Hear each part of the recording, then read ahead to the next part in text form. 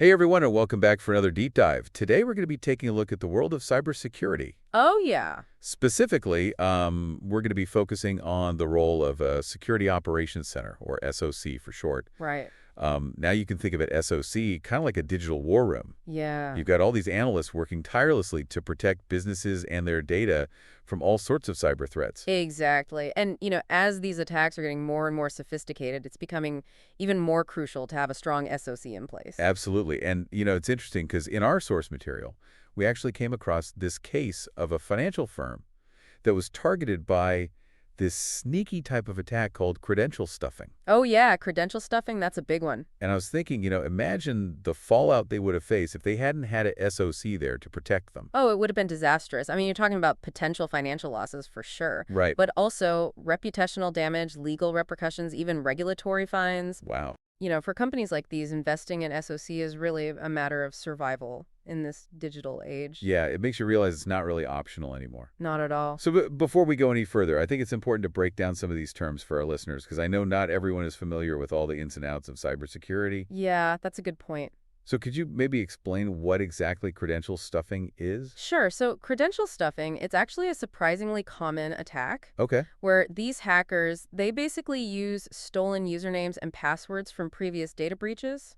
Oh, so they're not even like coming up with new ways to break in. They're just using old information. Yeah, that's exactly it. They're essentially betting that people are reusing the same passwords across multiple sites. Which I'm sure a lot of people are guilty of. Oh, absolutely. It's very common, and unfortunately, that's why it's often so effective. Right. But that's where SOC comes in because a well-equipped SOC can actually detect and neutralize these attacks before any real damage is done. So it's really a preventative measure in a lot of cases. Absolutely. It's about being proactive. I see. So now that we have a better understanding of credential stuffing, let's talk about what a SOC actually does on a day-to-day basis to keep businesses safe. Yeah, so their role can be broken down into three main areas: Okay. continuous monitoring, threat detection, and incident response. So they're acting kind of like a vigilant watchdog, constantly scanning networks and systems for any suspicious activity. So they're not just like sitting around waiting for something to happen. They're actively looking for trouble. Exactly. They're using a combination of human expertise and sophisticated technology to identify potential threats in real time. And then if a threat is detected, they analyze it, to determine its severity and legitimacy. So that analysis part is really important. Oh, absolutely. Because, not every alert is a real attack. Sometimes it could be a false positive. Right. So it's crucial to have skilled analysts who can really sift through the data and determine what needs immediate attention. So then once they determine that it is a real attack, that's when the incident response kicks in, right? Exactly. Incident response is all about speed and precision. You got to isolate the affected systems, neutralize the attacker, and restore any compromised data as quickly as possible. Think of it like a digital fire department rushing to extinguish a cyber fire before it spreads. Oh, wow. That's a powerful image. It really is. When you think about it, a successful incident response can be the difference between a minor inconvenience and a company crippling event. So it sounds like having an SOC is a no-brainer for any business that wants to protect itself in today's digital world. But I imagine building and having an SOC is not exactly a walk in the park. You're right about that. It's definitely not easy. There are a number of challenges that come with setting up an in-house SOC. Like what kind of challenges are we talking about here? Well, one of the biggest hurdles is cost. You're looking at significant investments in security infrastructure, I see. hiring skilled professionals and, ongoing training for those professionals to stay up to date. Right, because technology is always evolving, so you have to constantly keep up with the latest threats. Exactly. It sounds like finding and retaining qualified cybersecurity talent might be a challenge in itself. Oh, it absolutely is. There's a huge demand for experienced SOC analysts, and the competition for talent is fierce, especially when you consider that smaller companies often have to compete with, those tech giants who can offer much larger salaries and benefits packages. Right, they've got deep pockets. Yeah. So it's kind of double whammy, right? A high cost and a talent shortage. It's a tough situation, for sure, but even if a company manages to overcome those obstacles, there are other challenges that SOCs face. You've got this team of experts, the technology, the processes in place, but surely it's not a foolproof system. Right, no system is perfect. I mean, there's always going to be vulnerabilities or ways for attackers to exploit things. Exactly. You raise a crucial point. Even with the best resources and talent, SOCs face a constant uphill battle. One issue is the sheer volume of alerts they have to deal with on a daily basis.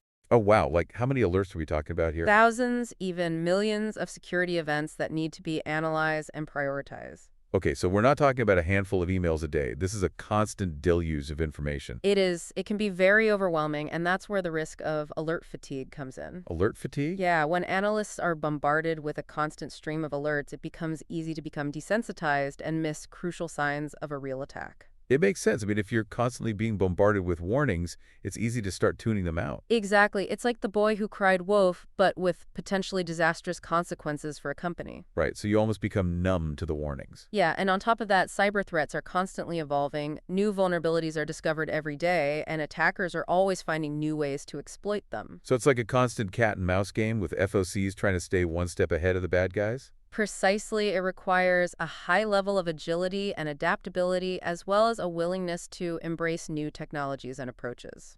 That's fascinating. So for businesses that can't afford to build their own SOC or those struggling to keep up with the demands of this ever-changing landscape, is there an alternative solution? There is, and that's where managed detection and response, or MDR, comes into play. MDR, okay, I've heard that term thrown around, but I'm not entirely sure what it means. Yeah, it's a relatively new concept, but it's gaining a lot of traction.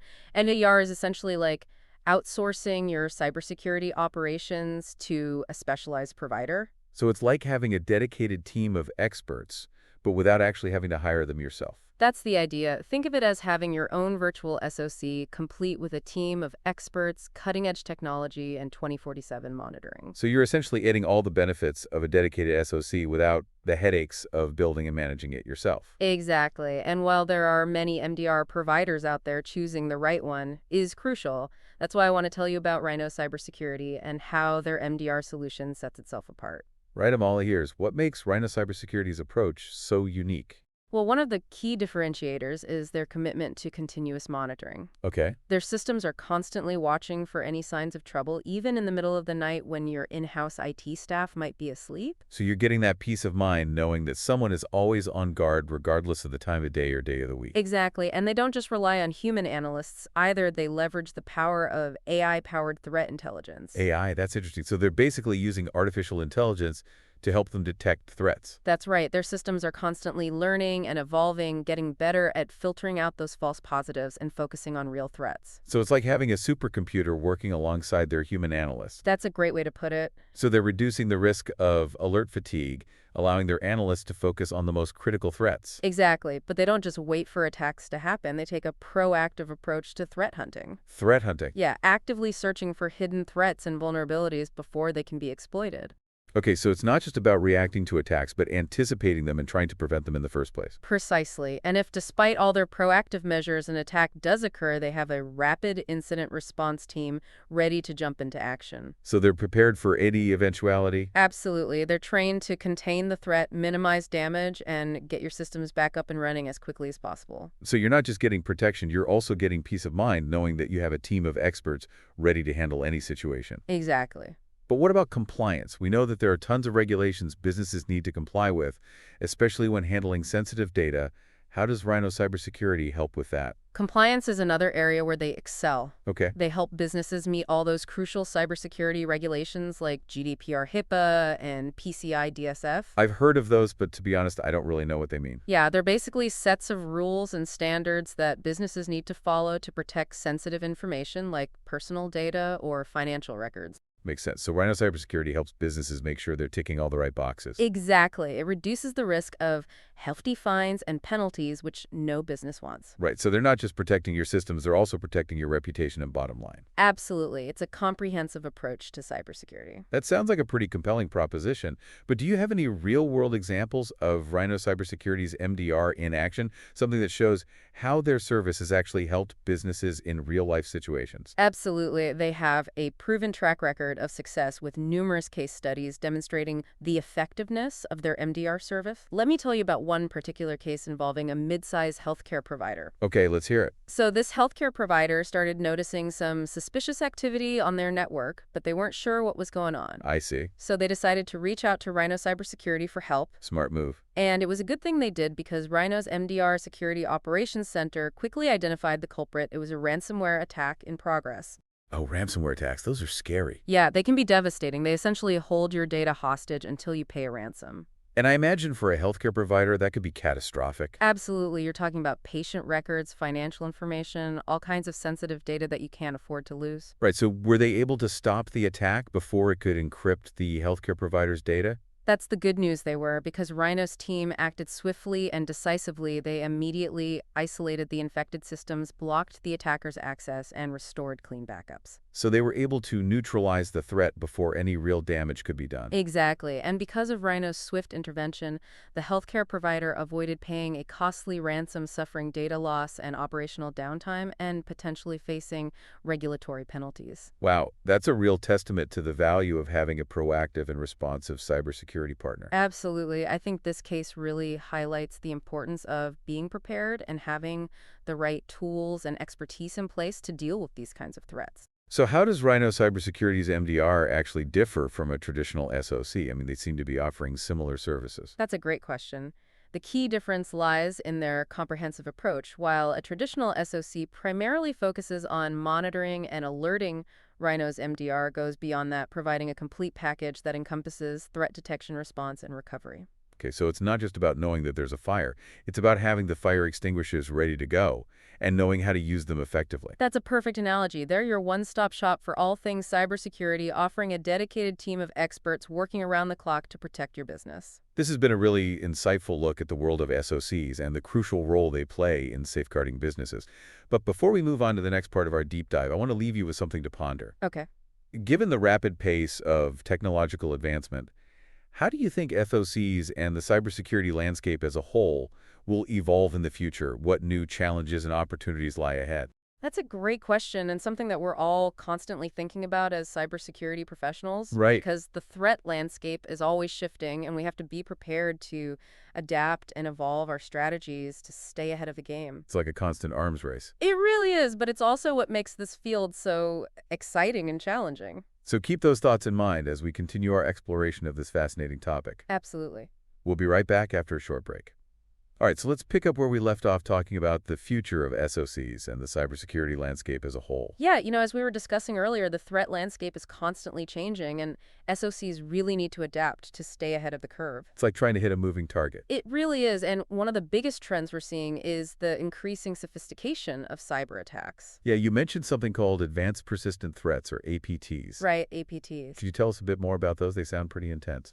ATTs are highly targeted stealthy attacks, often carried out by nation-states or organized crime groups with significant resources at their disposal. So we're not just talking about kids in their basements trying to cause mischief anymore. Not anymore, no. These are serious players with serious motives. So these attackers, they're like playing the long game, right? Exactly. They're patient and methodical. They might spend months or even years infiltrating a target systems, gathering intelligence, and slowly expanding their foothold before striking. That sounds incredibly difficult to defend against. I mean, how do you even detect an attack that's designed to stay hidden for so long? It's a huge challenge. Traditional security measures often fall short against these types of attacks. That's why SOCs are increasingly turning to advanced technologies like artificial intelligence and machine learning. Oh, wow. AI and cybersecurity. So that's like having a supercomputer constantly analyzing your network for any signs of suspicious activity. It's even more than that. Really? AI can analyze data at a speed and scale that human analysts simply can't match.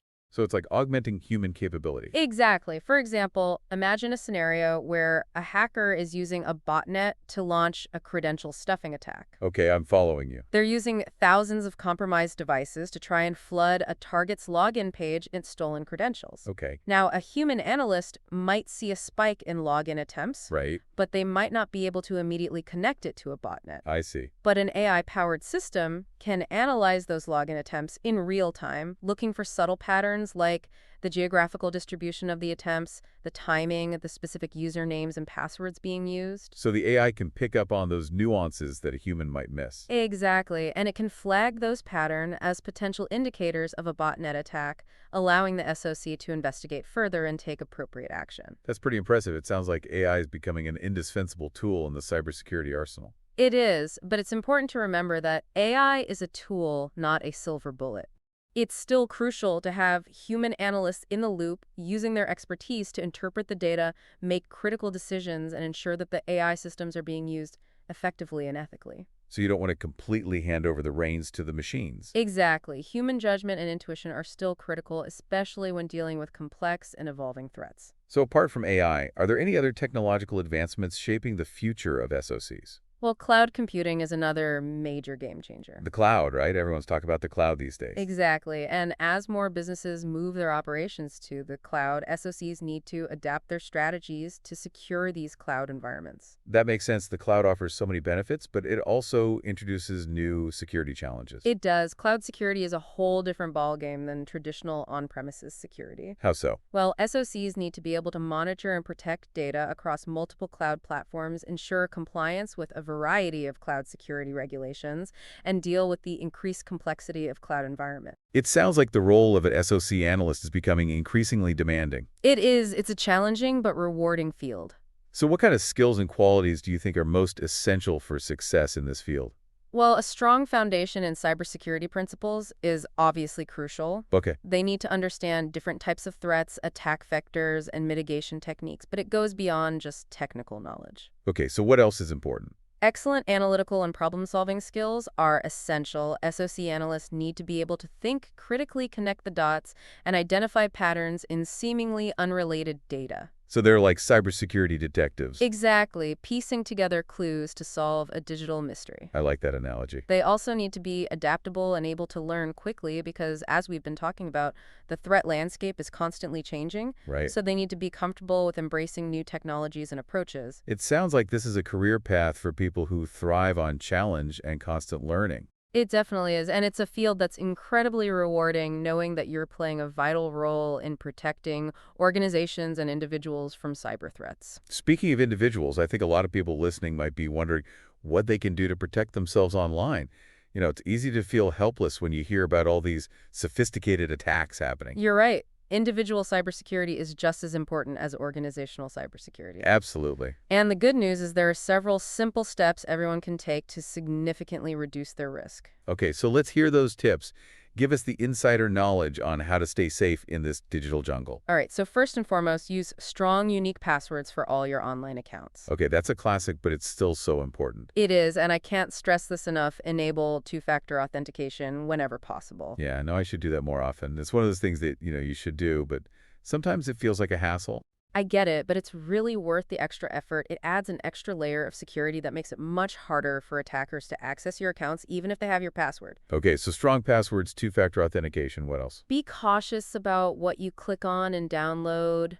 Okay. Avoid clicking on links or opening attachments from unknown senders. Right, so no more clicking on those "you've won $1 million" emails. Those are definite red flags, and always make sure you're downloading software from trusted sources. Got it. So no more downloading those free games from shady websites. Exactly. It's not worth the risk. So we've got strong passwords, two-factor authentication.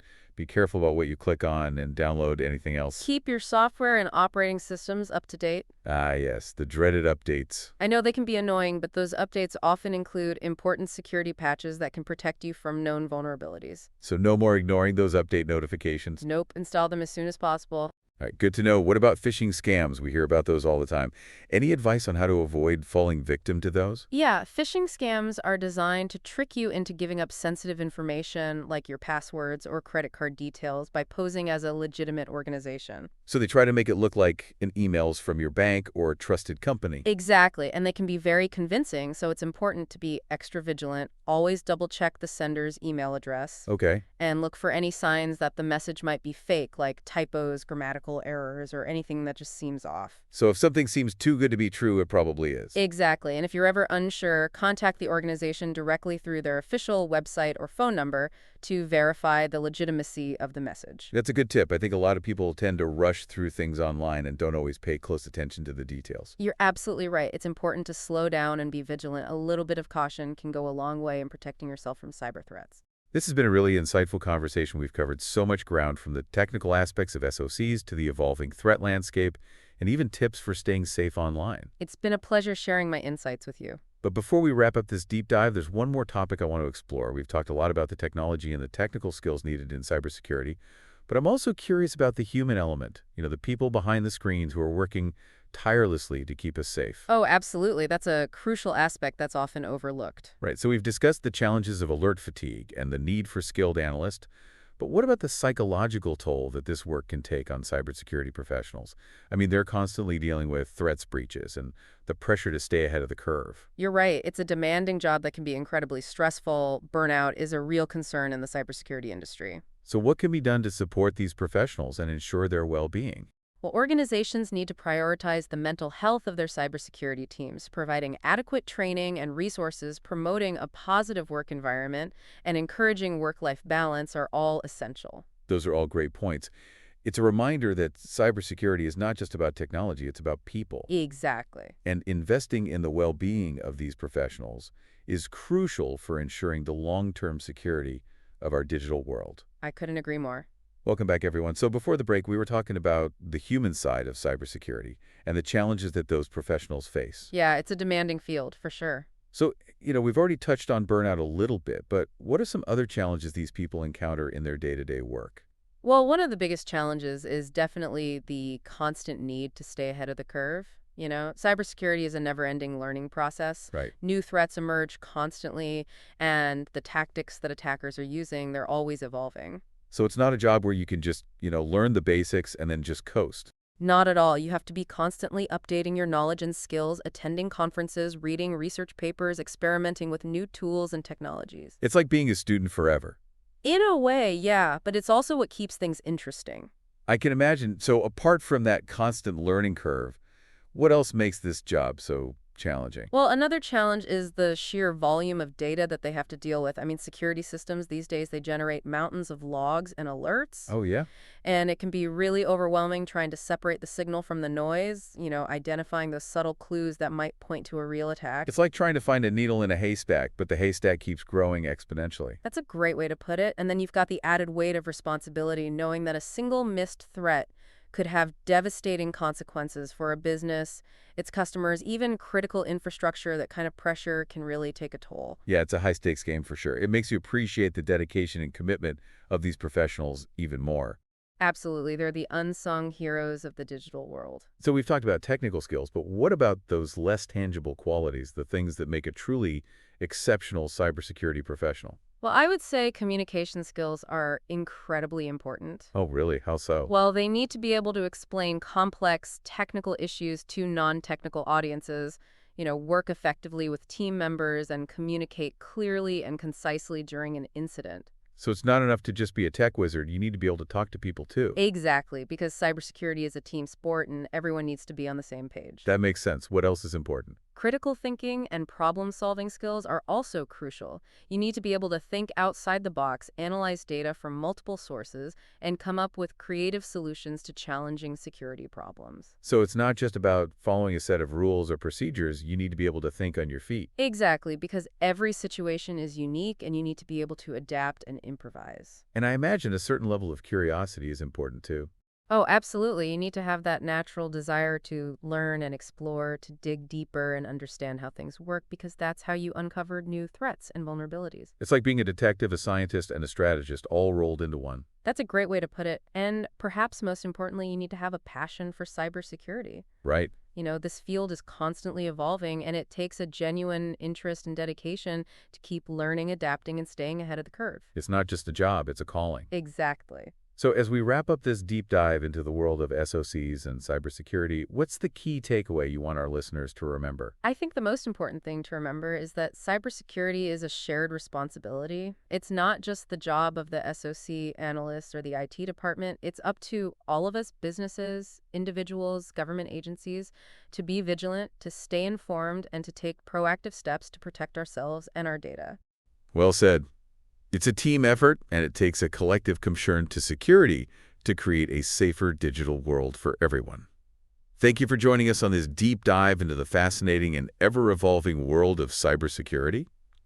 Until next time, stay curious, stay informed, and stay safe.